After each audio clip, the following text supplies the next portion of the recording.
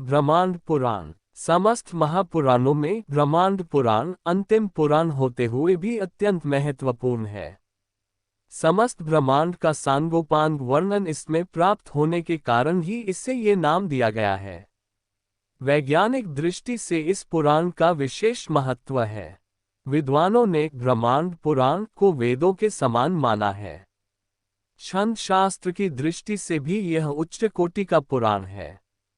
इस पुराण में वैदर्भी शैली का जगह जगह प्रयोग हुआ है। उस शैली का प्रभाव प्रसिद्ध संस्कृत कवि कालिदास की रचनाओं में देखा जा सकता है। ये पुराण पूर्व, मध्य और उत्तर तीन भागों में विभक्त है। पूर्व भाग में प्रक्रिया और अनुषंग नामक दो पाद हैं। मध्य भाग उपोद्घात पाद के रूप में है, जबकि उत्तर भाग उपसंहार पाद प्रस्तुत करता है। इस पुराण में लगभग 12,000 श्लोक और 156 अध्याय हैं।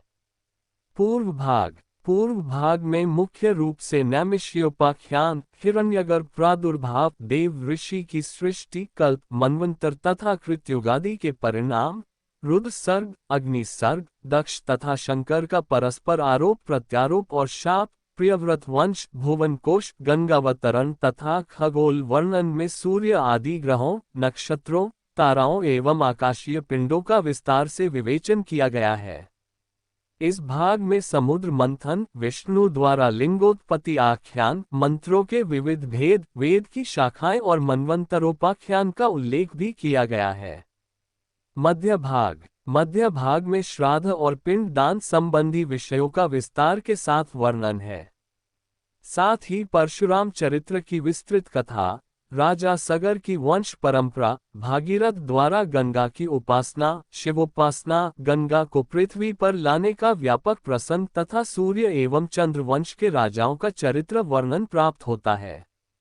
उत्तर भाग में भावी मनवंतरों का विवेचन, त्रिपुर सुंदरी के प्रसिद्ध आख्यान जिसे ललितोपाख्यान कहा जाता है का वर्णन, भंडासुर उद्भव कथा और उसके वंश के विनाश का वृतांत आदि हैं। ब्रह्मांड पुराण और वायु पुराण में अत्यधिक समानता प्राप्त होती है, इसलिए वायु पुराण को महापुराणों में स्थान प्राप्त नहीं है। ब्रह्मांड पुराण का उपदेष्टा प्रजापति ब्रह्मा को माना जाता है। इस पुराण को पापनाशक, पुण्य प्रदान करने वाला और सर्वाधिक पवित्र माना गया है।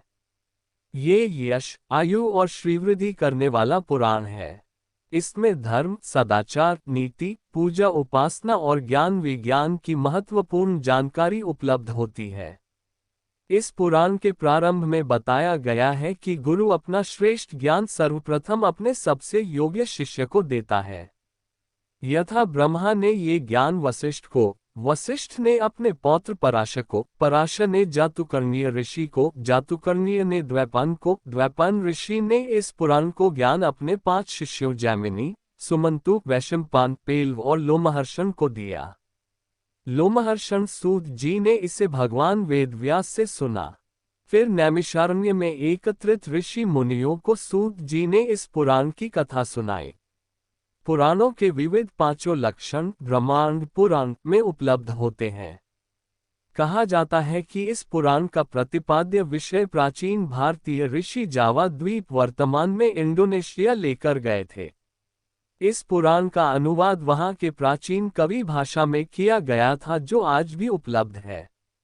ब्रह्मांड पुराण में भारतवर्ष का वर्णन करते हुए पुराणकार इसे कर्मभूमि कहकर संबोधित करता है।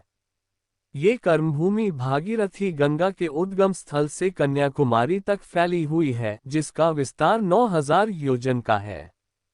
इसके पूर्व में किरात जाति और पश्चिम में मलेच्छ यवनों का वास है। मध्य भाग में चारों वर्णों के लोग रहते हैं। इसके 7 पर्वत हैं। गंगा, सिंधु, सरस्वती, नर्मदा, कावेरी, गोदावरी आदि सैकड़ों पावन नदियां हैं। ये देश कुरु, पांचाल, कलिंग, मगध, शाल्व, कौशल, केरल, सौराष्ट्र आदि अनेकानेक जनपदों में विभाजित है। यह आर्यों की ऋषिभूमि है। काल गणना का भी इस पुराण में उल्लेख है। इसके अलावा चारों युगों का वर्णन भी इसमें किया गया है। इसके पश्चात परशुराम अवतार की कथा विस्तार से दी गई है। राजवंशों का वर्णन भी अत्यंत रोचक है। राजाओं के गुणों अवगुणों का निष्पक्ष रूप से विवेचन किया गया है। राजा उत्तानपाद के पुत्र ध्रुव का चरित्र दृढ़ संकल्प और घोर संघर्ष द्वारा सफलता प्राप्त करने का दिग्दर्शन कराता है। गंगावतरण की कथा श्रम और विजय की अनुपम गाथा है। कश्यप, पुलस्त्य, अत्रि, पराशर आदि ऋषियों का प्रसंग भी अत्यंत रोचक है। विश्वामित्र और वशिष्ठ के उपाख्यान काफी रोचक तथा शिक्षाप्रद हैं। ब्रह्मांड पुराण में चोरी करने को महापाप बताया गया है। कहा गया है कि देवताओं व ब्राह्मणों की धन संपत्ति, रत्नाभूषणों आदि की चोरी करने वाले व्यक्ति को तत्काल मार डालना चाहिए। इसी भगवान की वीडियो देखने के लिए सब्सक्राइब करें चैनल को और बेल आइकॉन दबाएं।